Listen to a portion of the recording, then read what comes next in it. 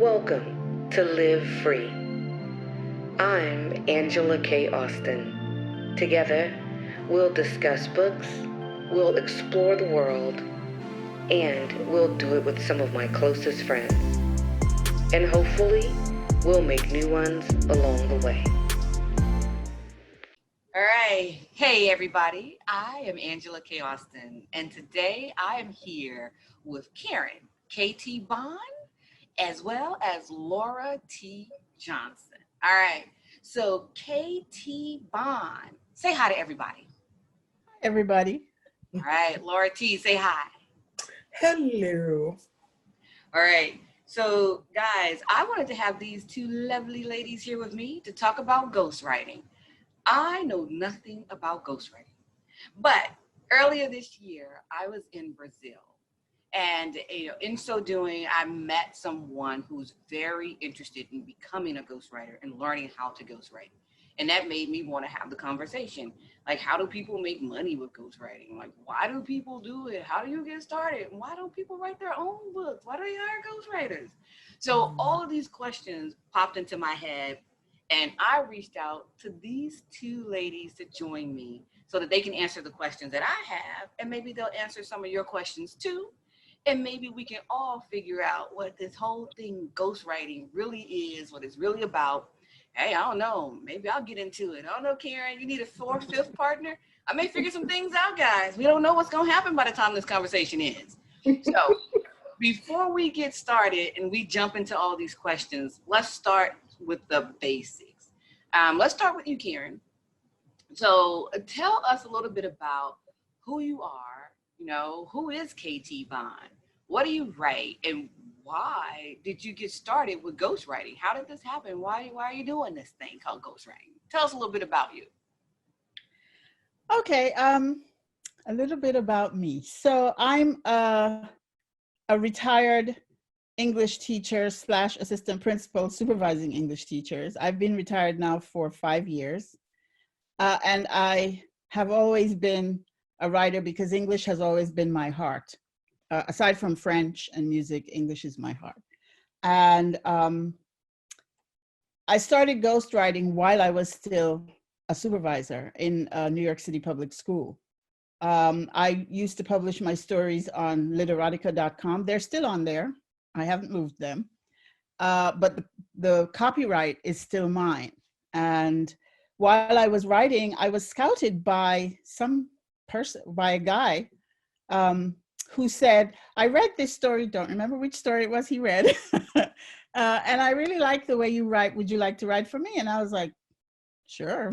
I had a full-time job, and he said, you can ghostwrite for me. And I was like, explain that to me. What does that mean?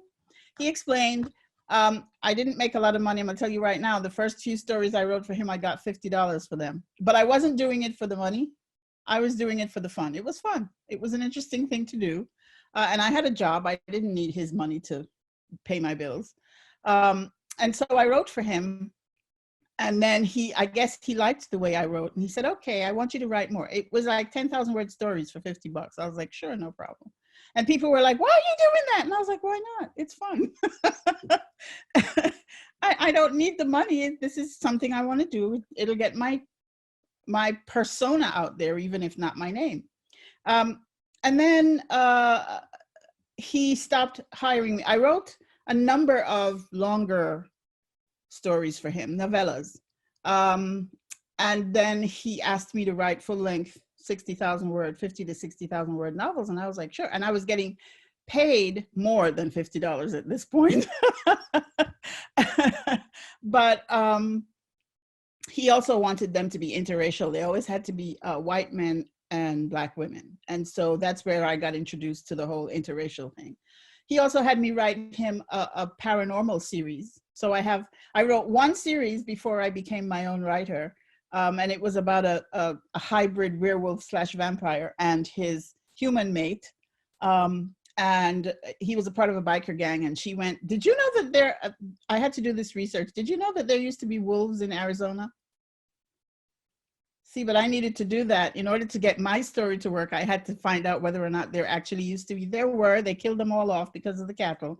And then the government reintroduced them And then they started killing them off again. But anyway, so I wrote that 3-part series for him, and then he stopped asking me to write for him. But at that point, I discovered Upwork.com.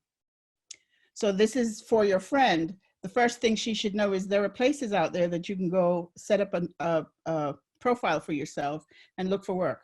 So I set up a profile for myself on Upwork.com, where I still work. And I've had, since I did that, maybe 8 or so clients who have asked me to write everything from Regency romances to sweet romances to biker romances to romances, gay romances, historical, other than Regency. I've been asked to write everything. You get to decide what you want to choose to write, and you get to refuse what you don't want to write. And that's where I am. That's what I've been doing. So I've been doing that since 2000 and I would say 13. Yeah, that's when he scouted me. I had been on Literotica since 2007, and he scouted me in 2013. So that's how long I've been ghostwriting.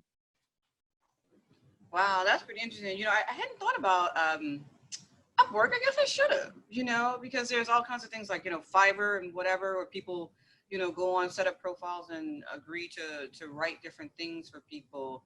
And that's good. I didn't think about that. I'll suggest that to her, you know, and see where she goes.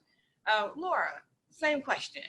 What got you into ghostwriting? But, you know, first tell people a little bit about Laura T. Johnson. Then tell us a little bit about ghostwriting. Well, for me, I tell anybody, I kind of fell into writing. It was not a place where I saw myself. I had an idea of what I wanted to do with my life. And instead, I ended up in an abusive relationship, and that relationship brought on journaling. So when I started to journal, everything, you know, you put down everything. And so round about 2.5 years into the relationship, I started to go back and kind of go over my journals, because now I'm contemplating life. And so I decided to write my own story. And so that's how I sort of started writing books. My first book was actually about what I had been through, you know, fictionalized on what happened afterwards. And so that's how I got started into writing. And I kind of found out it's not a bad place for me to be. You know, I still get to do what I wanted to do, which was counsel people. So I still got a chance to do that. So I'm pretty happy with that part. As for ghostwriting, I tripped up and fell into that. That was, it was not as glorious of a story as it was for you, Karen. I'm in love with that story. That should be a romance novel, because that is not how I found myself in ghostwriting. I found myself in ghostwriting through someone who wanted to write their story. They wanted to write about their life. And they felt since I'd done the same thing, they wanted my help. And that was all well and fine. He's still a client to this day. He had already done his book, so I didn't have to do anything for him except for show him kind of the ropes to get through the steps. So that was perfectly fine. But he had told a friend that I was a ghostwriter, and next thing I know, I'm writing a book for someone. And for me, I am a stickler for perfect. And so I wanted this person's book to be so great. And when it kept coming out short of what I wanted, I kept telling them, okay, we got to get more. We got to get more. And they're looking like, that's it. What are you doing? You know, and so I felt that you've been on this earth like 40 some years. Your book should be like 400 pages. I mean, come on, you know, but for me, it was, you know, she's still working on her book, and it's a really great story. But for me, I wanted more. And so when I found out that I was taking over what they saw for their books, I was like, yeah, okay, so this isn't the place for me, because now I'm taking over And you're looking at me like, okay, crazy woman. It's my story. There isn't anymore. But I'm looking like, okay, I mean, what were you doing when you were 15? Like, they're like, that's not even what I want to talk about, you know? So I had to kind of find my space in ghostwriting. And so with ghostwriting, I was like, you know what? Maybe me going into that area, working on someone's book isn't what I need to do. Maybe I need to come out, maybe I need to be on the end of it. You know, so for me, ghostwriting, it was, you know, I just kind of tripped up, fell in the room, landed in a chair, and, you know, someone threw some paper in front of me, go, you know. So it was fun at first, but then when I noticed, okay, I'm taking over more, it began to be a little frustrating for me, you know. So I was like, yeah, this is your story, not mine. I have to let go. But I was still in there like, so what were you doing, you know, January 11th, 1982? And they're like, what? I don't know. You know, I was 2, you know, so I had to kind of learn, okay, that's not my spot, you know. So, but your story of ghostwriting is amazing. Yeah, mine's nothing like that. You know, and that's one of the questions, right? So when I say, like, what is ghostwriting? Because that's what my friend was and I were talking about, and that's what I was trying to, you know, get her to really kind of, you know, understand. Like, when I think of ghostwriting, I think of somebody who is either, I primarily think of it a lot when it comes to memoirs or, you know, biographies. For me, it is not the thing that pops in my head when I think about fiction, right? So let's start with a little bit of those basics. You know, how do you guys define ghostwriting? Because, you know, in preparation for this interview, you know, guys, like I always do, gotta do a little bit of research. So, you know, so when I look up ghostwriting and you see like the reasons why people do it, you know, of course, people who are celebrities or this, that, and the other, you know, they don't have time. They may not know how to, you know, tell the story of who they are, you know, and then you look at these different things that ghostwriters do to get that information. Like you were talking about, Laura, like what were you doing in 1962 at 10 o'clock and whatever, you know? So as you guys are trying to, you know, when you're talking about memoirs or these, you know, biographies, you know, definitely. But for people who want to do these, you know, works, these fiction stories, you know, for people who want to do fiction stories, like how, I mean, you know, like explain that to us. How, I mean, how, what is that, Laura and Karen? What is that? Like, what are the questions? Like, you know, are these people who write under multiple pen names? They just want a little bit of anonymity? Or, I mean, are these people who like, explain ghostwriting a little bit, you know, tell us a little bit about this. What is ghostwriting? And, you know, how, like, so Karen, I'm gonna shoot this question to you first because you're still actively ghostwriting. So what is ghostwriting and how do you work with a client? How do you get the information you need so that you can actually produce a good product, you know? Okay, so Laura said something which makes this a really great question. It's clear from Laura's experience that she's writing nonfiction, and I think right from the outset, I need to say that that's probably one of the biggest differences between what she does and what I do, because I'm not writing anybody's. I'm not writing your biography. I'm not writing your memoir. And my profile on Upwork says I write fiction. It says I edit. It doesn't say I write non. So clients will send invitations to me to write. I've written my story and I want you to know. I'm writing the story. So my ghostwriting is this. All my clients, for the most part, have said, this is what we want you to do. We want, one of my clients always wanted me to write stories about shakes. And she would say, I just need you to write me a story about a shake. So that's what I did. She said, and it needs to be 20,000 words. So I got to make up the plot. I got to make the characters. I got to choose the setting. I did everything. It was my story, which is why people were like, why are you doing this? You can do it for yourself. Everything is a learning experience. And I've learned a lot from my years of ghostwriting, a whole lot about what is good writing. And so for me, ghostwriting it's writing for someone else in my voice, but giving up the right to that story once I get paid for it. So I'm producing a product. It's like making t-shirts. If that were my job, I would make the t-shirt, I'd sell it to you, it becomes your t-shirt. I don't have a right to it anymore because it's your t-shirt. So I write you a story, you pay me whatever you're paying me, which I have agreed to.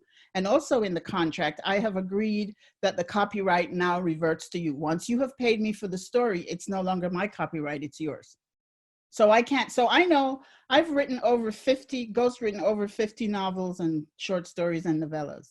And I know where most of them have been published. I know all the author names, but I can't tell anyone those are my stories because I sold them. They're no longer mine. And I'm not interested in helping you write your memoir because, as Laura said, then it becomes an issue because, you know, the things that I would want to be interesting to have people know about are not even things that you've necessarily even thought about. Never mind be interested in telling. And what if there's stuff that I'm asking that you really don't want nobody to know? You know?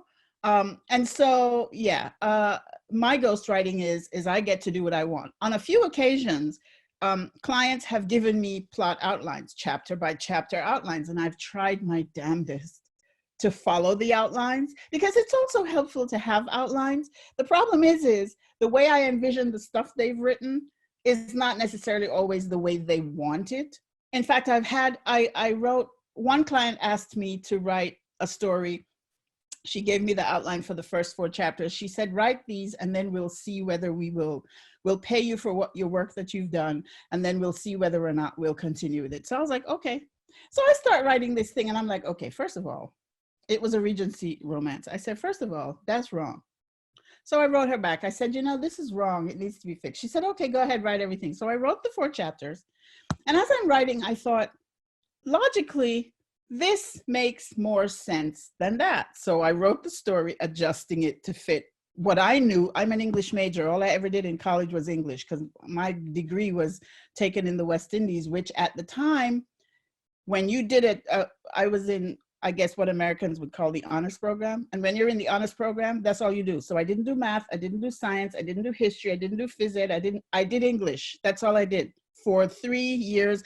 So I know English. So if I'm telling you this is better than that, and you're gonna go, well, but we really would rather like it. I was like, you know what? I don't think I could do this. She said, okay, thank you. She paid me for my 4 chapters. She said, oh, and you can have them because we're not gonna use your chapters. So I got my 4 chapters back that I can now use to write the story I think I need to write. That's the kind of ghostwriter that I am. I'm not gonna write your story if it's stupid. I'm not gonna do that because I don't want, even though it's not my name that's going to be on it, I'm going to know that I wrote that. And then when people complain, because I do read the reviews and I start with the 1 reviews and go up, I never start with the good ones. I always start with the bad ones. And if I'm reading the bad ones and the bad ones are right, I'm not going to feel good. So I'm not writing your stupid story. No, thank you. I don't need the money that much. So, and that's how I ghostwrite. See, I'm gonna give you all that. See, that's everything that you just said and the conversations that Laura and I have had over the years, because Laura does do more of the memoirs. And Laura, we're gonna get some feedback from you too about, you know, about ghostwriting, what it kind of means for you. But that's why I think because I was like, when my friend was asking me this, I was like, I don't think I could ever ghostwrite because I don't know if I have that, I don't know if I have that kind of patience to be able to do it because I do write off of what I don't really write off of outlines. I try, like I'll do what I'll take down beats and be like, I want this to happen, but it's not very intricate, So when I'm talking with people, and like I was talking to my friend, I'm like, ghostwriting for me, I don't even know how I would do that because I'm not good at writing from an outline. So even if it was a memoir, and maybe I would do better with memoirs than fiction because it's a memoir, it's your life. I'm just writing your life as it happened, but writing it in a certain kind of way. But if I'm doing fiction, then it's like, wait, but I don't like the story. And it's like, so how do I write a story that I don't like? You know, so I don't know what that would look like, Karen. I wouldn't make any money. I'm like, I don't want to write your story. I don't like it. And I'd just be tossing stories back. I'd never have any contracts. I'd have the worst reputation ever. But it's like, I don't know. I see myself like not traveling the world if I do this, Karen. I don't know about that life. But Laura, tell us a little bit about your experiences with ghostwriting. What has it been like for you? Because I know the stories that we've talked about, it has been more around like, you know, some memoir stuff, but I actually Yeah. don't know if you've done any fiction stuff. Like, remind me, what's your experience been like? I've never done any fiction for anyone because they looked at, once they knew I'd done a story for what I'd been through, that was their only concentration. So they, like Karen said, it was for nonfiction. They figured since I'd done a story about what I'd been through, then of course she understands the route to take, the, you know, what to do, the paths to go down, things of that sort. But it wasn't, like I said, I couldn't get over, you know, your story not being as, for example, my book was like 400 and some pages. Okay. So I'm looking at, if you've lived long as I have, then your book should be the same length. What's the problem? And so when you come out with a 116-page book, I'm upset. Okay. So what's been going on in your life that you're not as entertaining as me? Because I'm boring. So if I can get out of 2.5 years, 400 and some pages, and you're only getting 116, you need to relive your life. Okay, it's something wrong with you. Come on, pick it up. We got to do something. And so I found out I'm taking over your book, whereas you only wanted to tell a certain area of your life. And like Karen said, there are some things you don't want to share. There were some things I didn't want to share. So I'd forgotten about that. And so, like I said, when I realized, okay, I'm kind of taking over your book. This isn't for me. We're going to stop. You're going to write what you want. Okay? You're going to write what you want, and we're going to make it fit. I'm not going to argue with you. You know, I'm not going to pull a switchblade or anything. We're going to get this done so you can have a book. And so the clients that I had, we got it done. They got their books, and I swore I would never do it again. And so, like, now I know what works for me. I know that sitting down, working on someone else's story is not for me, because I'm going to take over. And I wish I knew I could do nonfiction, well, fiction for other people like Karen did, because I could have had some fun instead of, you know, cursing and crying. I could have been out here creating worlds, okay, for people who, you know, for more people, but it wasn't what I tripped up and fell into. I was trying to help people who, you know, were trying to get started just like I was when someone helped me. So with ghostwriting, even though it taught me something, it also taught me to watch my step and not to fall over in that room. So I was, you know, now I wear flats, tennis shoes. I'm real safe. I'm not going in that area anymore.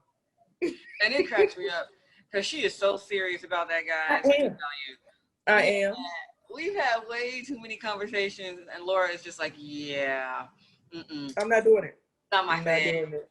You know, and she still helps people produce their books, though. And you know, we've done some things together to teach people about self-publishing and stuff like that. So it's just so crazy to me because, you know, I don't know what kind of a ghostwriter I would be. I'd probably be somewhere in between the two of you, because I don't know if I could write fiction for somebody else. I could probably write the memoirs, but I'd still have like, I'd probably still be like, oh, well, you know, we got to have a minimum of 200 pages. And then we got to, you know what I mean? I'd still be trying to figure out some stuff. It'd have to have some protocols or something, Karen. I don't know, Laura. We'd have to figure something out. But which leads me to a question, because based off of your individual experiences, would you recommend this? So it's like a two-part question. Would you recommend ghostwriting as a line of work, you know? And then, like, who would you recommend work with a ghostwriter? Because like me, when people tell me, oh, I want a book out there, I'm always like, oh, write it. I'll help you put it out there, So I never think about, oh, find a ghostwriter to help you write it. So like a two-part question there. Would you recommend ghostwriting as a line of business? If I'm coming out of college and I got my brand new crispy writing degree, would you be like, hey, Angela, to get you some work out there, you should ghostwrite? Would you recommend ghostwriting? Let's start with you. Well, let's start with Laura, since you don't. Oh, because mine's going to be real quick. No. Well, how are you going to say no? Okay. Personally, from me, Angela, you have not just met me. You know me. You know me. I'm going, hey, no.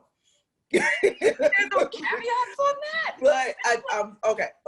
So the reason why I say no is because personally for me, as Karen mentioned earlier, she was saying that when she reads those reviews for those books, she's, she starts with the ones and go up to, up to the 5. And so for her, when she reads those reviews, she's like, that's my book they're talking about. That's my writing. And even though I can't say anything, I know it. So if this person gives it a 1 because it's poorly written, it doesn't make sense, it doesn't keep track, I'm going to want to comment. And you know me, Angela, I'm going to comment. So I want to comment like, okay, first off, you don't understand where I was going with this story. So if you, so I know for a fact, for me, it was not my thing. My initial approach was to help someone get a book out. Ghostwriting, I believe, can be an amazing thing, like Karen's love story. Oh, that should be the title for it when you write the book of ghostwriting. It should be Karen's love story. I'm serious. So it is not quite like hers. And like with her story, that's what amazes me, because she had the chance to do, she had such a wide range of things to choose from. Whereas for nonfiction, you're in this one lane, it's about this one person, and you have to get as much information as possible, or the book is going to be like 50 pages. And that's a harder thing to do. That's a harder thing to do because like we were talking about earlier, you have to get enough information out of this person. But what if this person doesn't want to tell that part of their life? So if you do ghostwrite, young college student of the world and hasn't been tainted, go fiction is my best advice. So yes for fiction, no for nonfiction. That's my answer. Oh, Karen, tell us something else, Karen. What you got, Karen? What, Karen, young college student of tomorrow. Oh, the young college student of tomorrow. So here's, okay. First of all, if you're going to choose to be a ghostwriter, understand that's a freelancing job. And if you want to make a living from it, remember, I was working when I started. I am now a retired person with a guaranteed pension. And because I worked for 25 years in the city of New York, my pension is a pretty penny. So I can afford to ghostwrite one story every 6 months.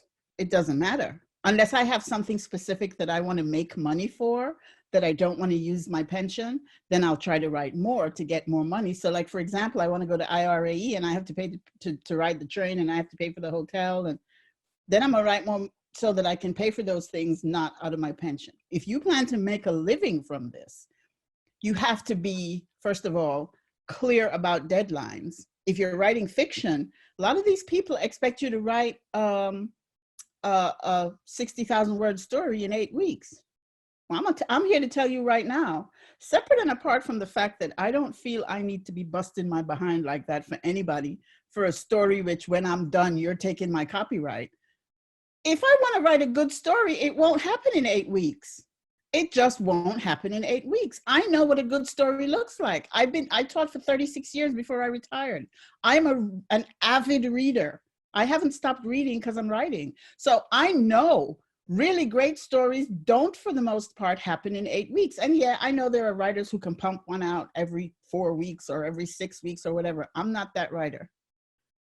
Maybe it's because I'm not a New York best-selling writer. Maybe it's because I'm not a USA best-selling. Maybe it's not because I'm not a best-selling writer, because I have 4 books on the Amazon bookshelf. And I was telling my girlfriend yesterday, between those 4 books, if I've made $300, I've made a lot of money.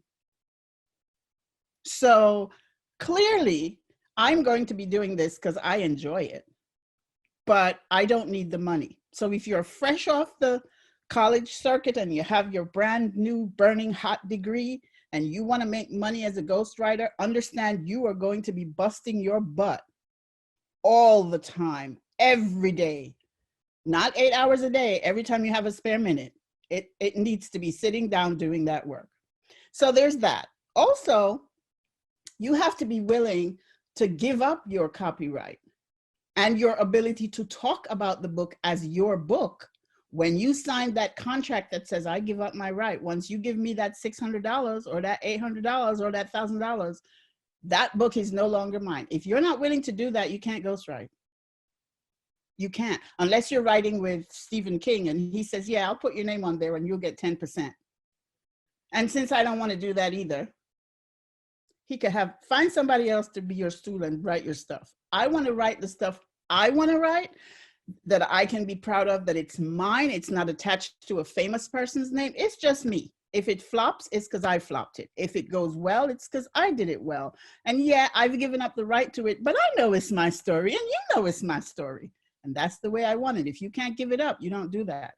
You know, you can't claim, you're not going to get any of the money. So for example, the person I'm currently writing for, I love this client and he loves me too, by the way, because I have in the last year, my stories have been due every like 10 weeks and they have all been late. And when my mother died, I just couldn't write. And then when my dad died, 5 months later, I was like, I can't do this.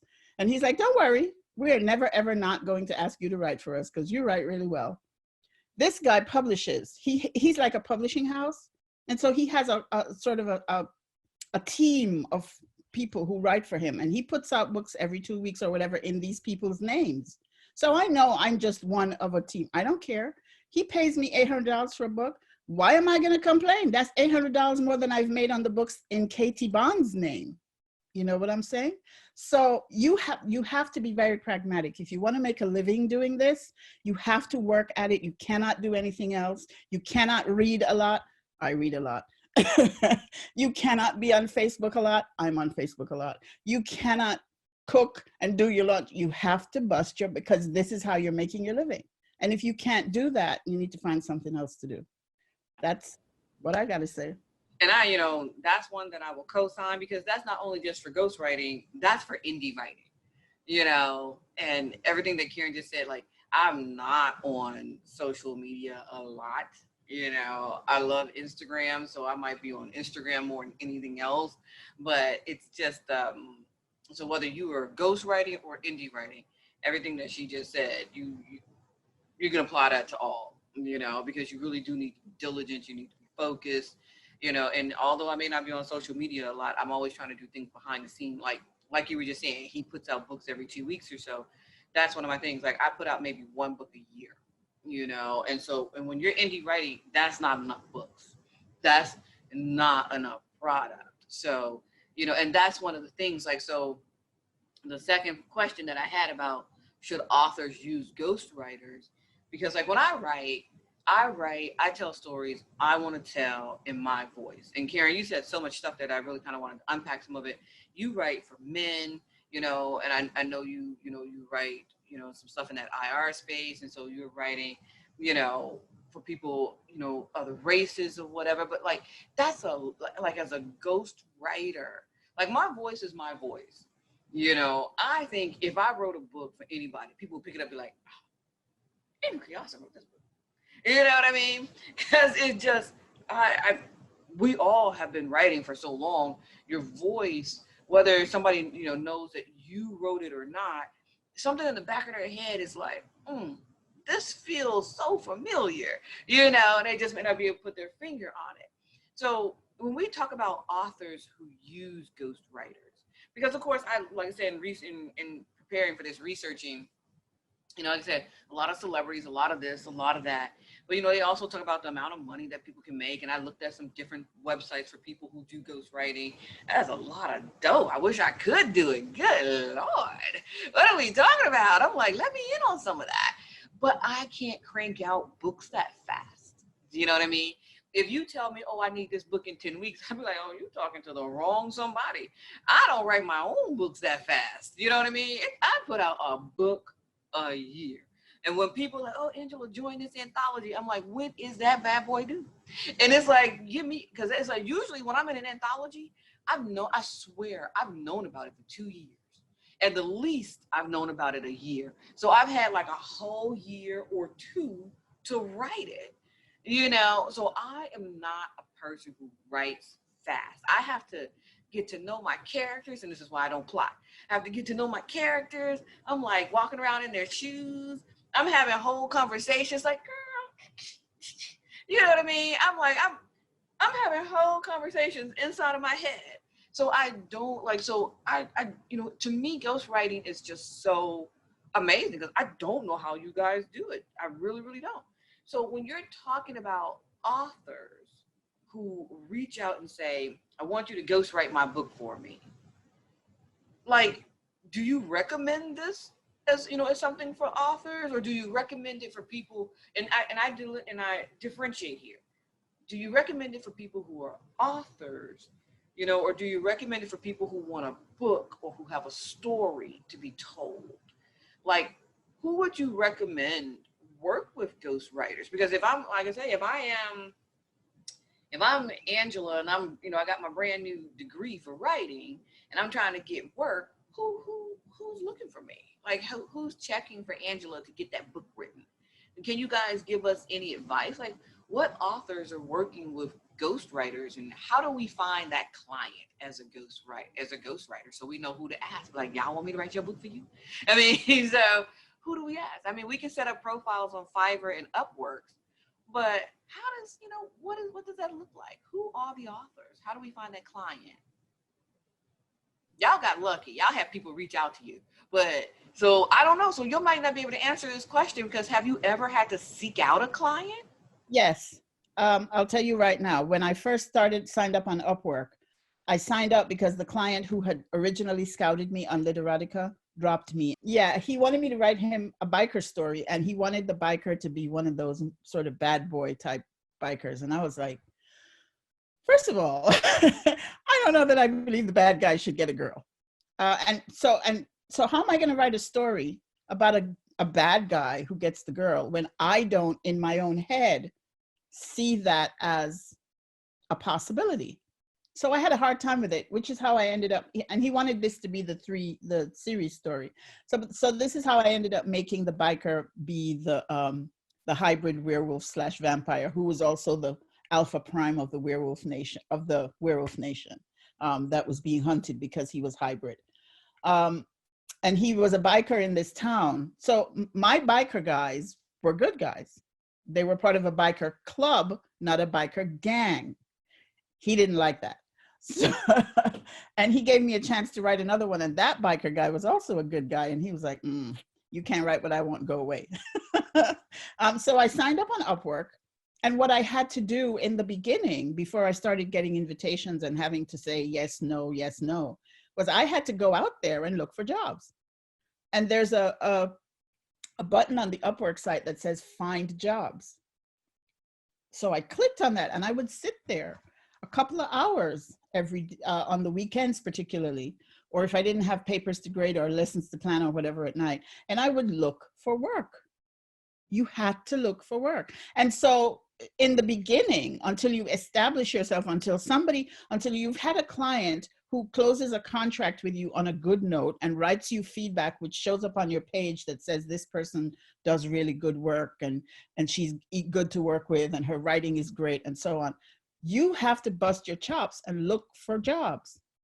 That's how I found the work with the person who wanted me to write Shake stories. I found her. I found another person who wanted me to write a sweet romance because I went looking. I found somebody who wanted me to write Regency romances because I went looking. Now, over the years, now I have some sort of a reputation, and sometimes I'm a top-rated freelancer. And those little buttons on your profile, when people come looking for someone to write a historical romance, they're going to look, my profile says I write this thing and this thing and this thing and that thing. They're going to look at what my profile says, but they're also going to look at those buttons, the button that says I'm a top-rated freelancer, the button that says this person does really outstanding work, and the 5 stars that I got. That's so, but you don't get that until you've paid your dues. You have to actually look for the work.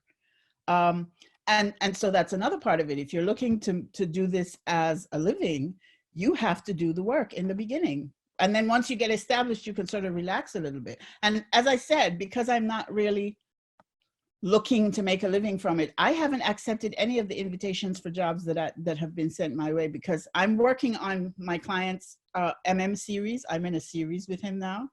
And I'm also writing my own story that I want to get published before the end of the year. So I'm not going to say, yeah, I'm going to accept your stuff, because then that's 3 things I'm going to have to be juggling at the same time.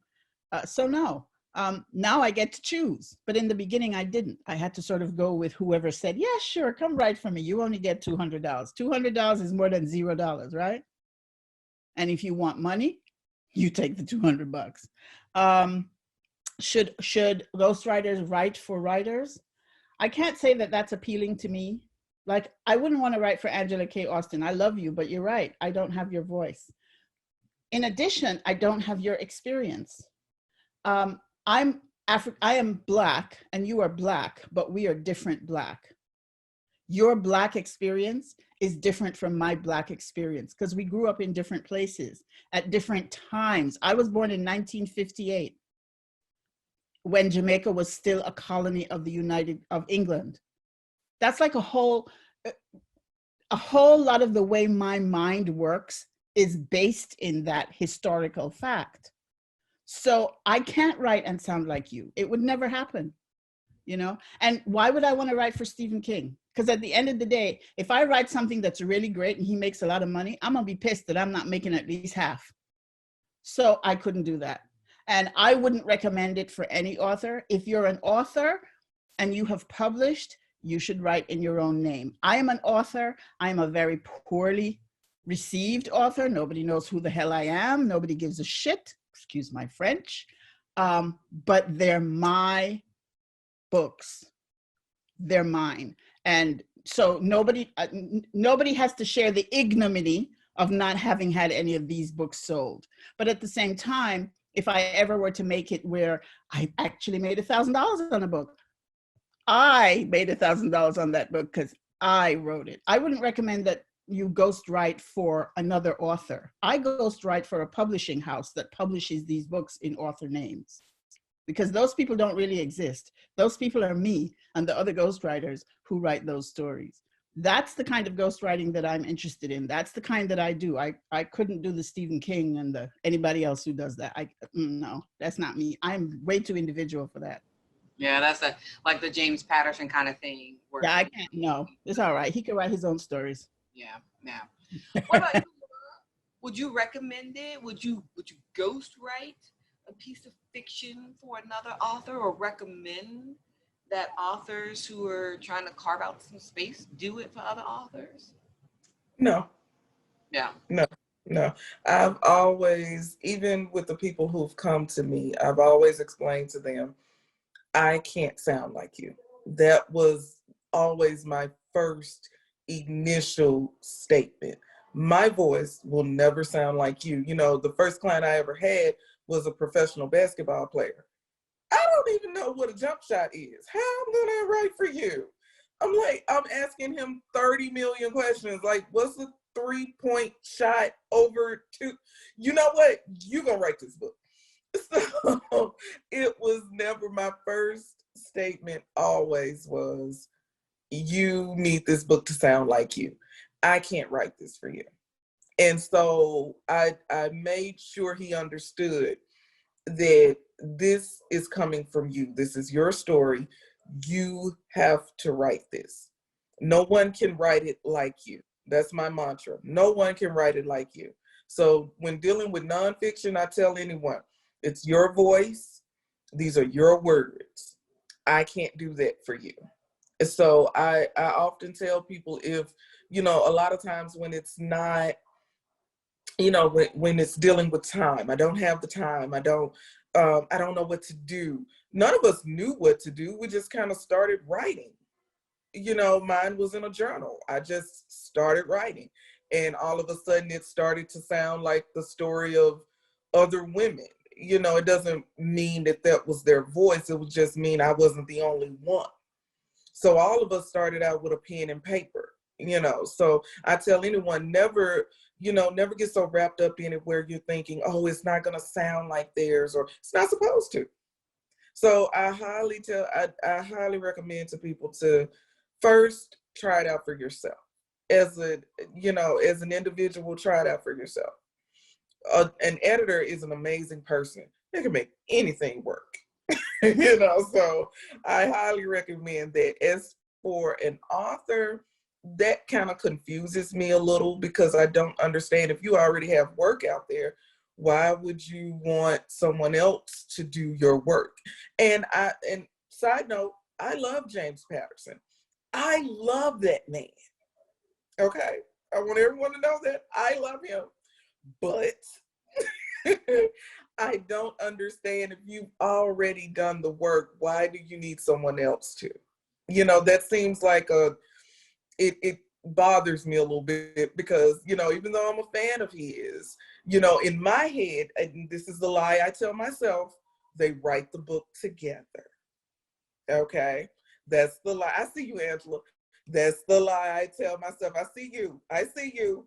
And I'm telling you, in my head, they are sitting together, or they're doing it virtually like we do. We're at right now. And they write the story together. That's what I tell myself. And I'm okay with that. But I don't get the author who's already been out there to get someone else to write their story. I don't get that, because it would run me crazy to go to someone else and tell them, oh, I need this story written, but I got books out here and people know my voice and they know how I write, and then I give it to someone else to do. That's not going to work out, because that's not how I write. And so we're going to be going back and forth, because I'm going to constantly tell you that doesn't sound like me. So why, you know, it's sort of like, you know, what's the point? You just, you know, stop putting middlemen in. Just do the work. Just do the work. And that's interesting, you know, because honestly, when she asked me about this, because my friend is a writer, and you know, she's you know, she does a lot with blogs and stuff, and so she's trying to get into writing her own books and getting her own product out there. But she just happened upon an opportunity. It's kind of like you guys, you know, somebody found out she was a writer, and they're like, oh, I want to write a book. Can you help me write the book? You know? And she was like, sure, why not? I have never done it before, but why not help you? You know? And so it was just that kind of a thing where this opportunity landed in her lap, and she was like, I don't want to waste this opportunity. I want to try to make this work for me, right? And so I was like, well, I don't know. I know nothing from nothing when it comes to ghostwriting, but let me see.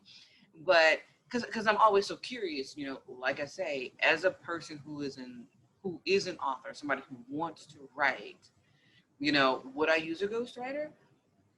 I don't know, you know, like, I guess if I was trying to do kind of that thing where I was going to stay on trend and write what was popular, but it's not what I do, you know, and I don't know, that's the only thing I can think of. Try to get a book out there that's in a genre that I'm not familiar with as much, and to have a ghostwriter write a story for me in that. But then I would probably also use like a different pseudonym.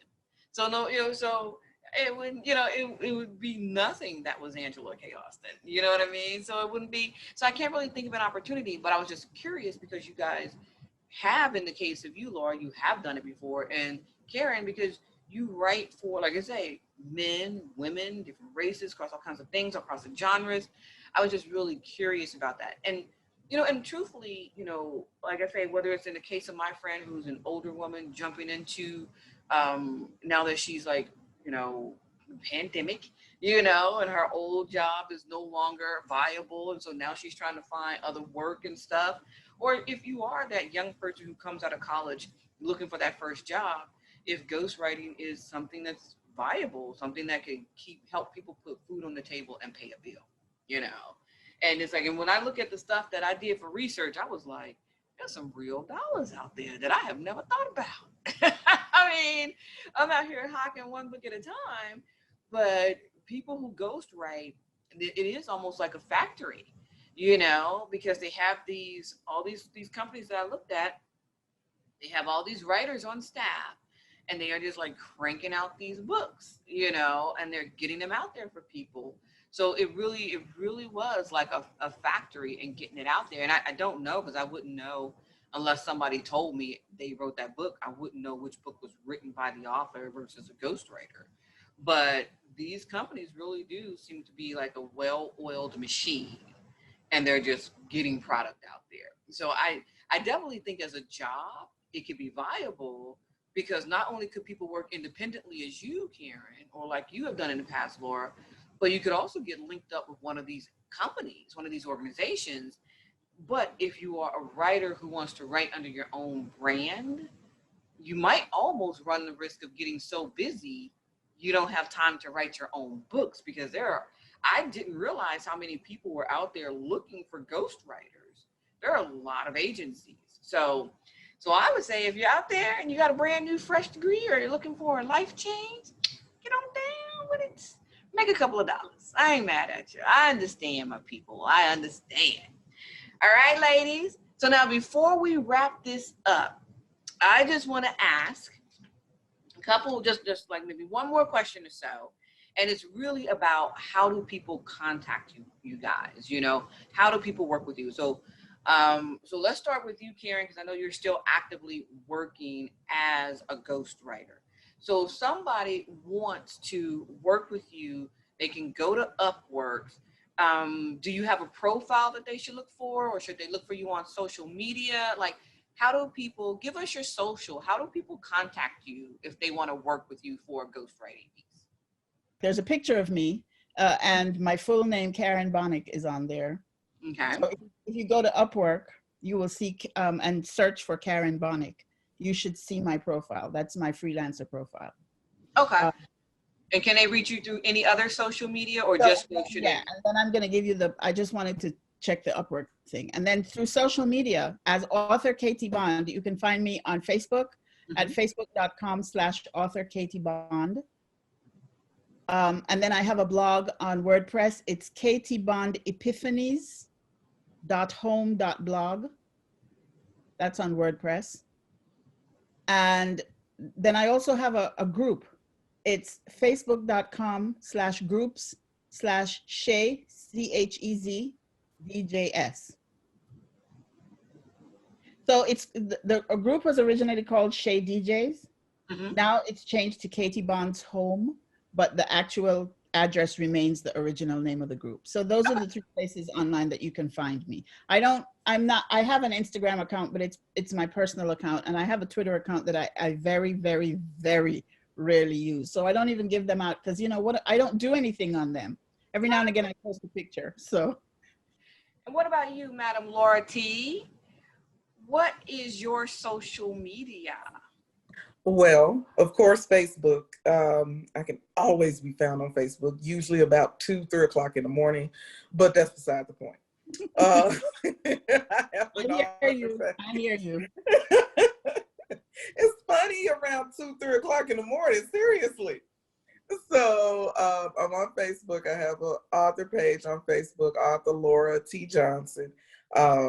That's pretty much easy to find. I don't post a lot on there, but I'm trying to change my life. So I'm hoping to pick up on that. I'm not going to give out my website because it's not even remotely in use right now. So, but I'm working on that as well. I can be found on Twitter under author Laura J. So I'm on there, of course. Sometimes usually when Angela posts something, I share it and I claim that as a tweet. So I'm okay. I'm okay with doing that. I'm on Instagram. Pretty much anywhere you find me, I'm under my name, Laura T. Johnson. So I'm pretty much easy to find. Not for ghostwriting. Let me put that in parentheses. But I do consult. I can help any way I can to help you get that book out, but I am not writing it.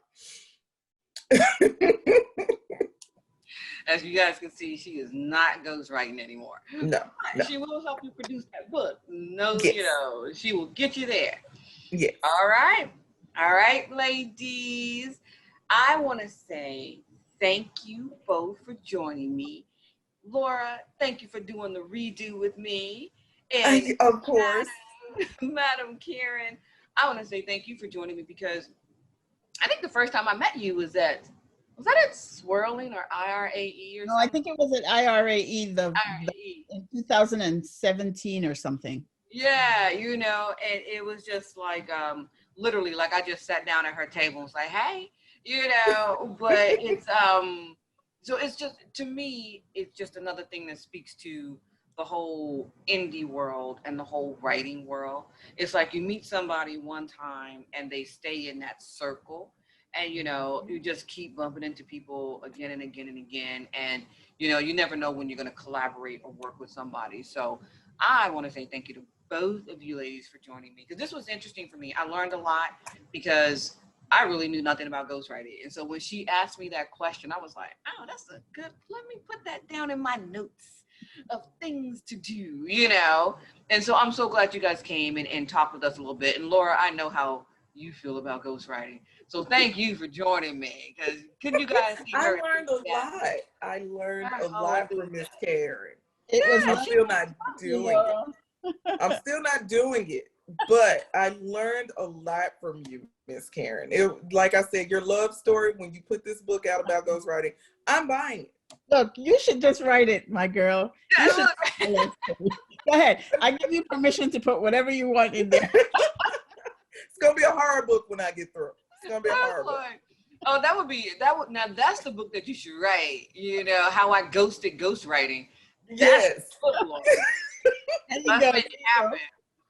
I think that's the book, Karen. Let's get her. Yes. But, this has been so fun for me, guys, because like I say, I love talking books, talking all things books. So thank you guys for joining me. Thank you for having me. I feel so validated as a writer. I got an interview with a USA bestselling. Oh my God. What?